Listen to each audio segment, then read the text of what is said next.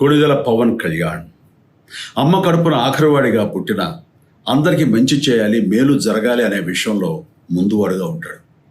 తన గురించి కంటే జనం గురించి ఎక్కువగా ఆలోచించే మనస్తత్వం నా తమ్ముడు కళ్యాణ్ బాబుది. ఎవరైనా అధికారంలోకి వచ్చాక ప్రజలకు ఏదైనా చేయాలనుకుంటారు.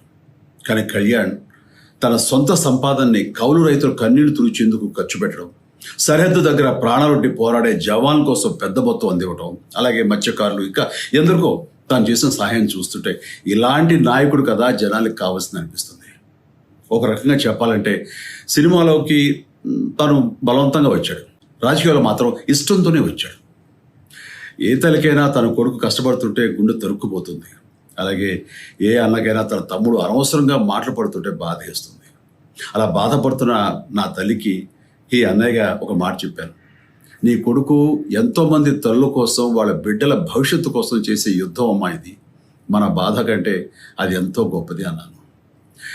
అన్యాయాన్ని ఎదిరించకుండా మౌనంగా ఉండే మంచివాళ్ళ వల్లనే ప్రజాస్వామ్యం మరింత నష్టం అని నమ్మి జనం కోసం జన సైనికుడు అయ్యాడు. తాను బలంగా నమ్మిన సిద్ధాంతం కోసం తన జీవితం రాజకీయాల్లోకి అంకితం చేసిన శక్తిశాలి పవన్ కళ్యాణ్. ప్రజల కోసం, రాష్ట్ర భవిష్యత్తు కోసం ఆ శక్తిని వినియోగించాలి అంటే చట్టసభలో అతని గొంతు మనం వినాలి. జనమే జయను నమ్మే జనసేనాని ఏమి చేయగలడో చూడాలంటే మీరు పిఠాపురం ప్రజలు కళ్యాణ్ని గెలిపించాలి.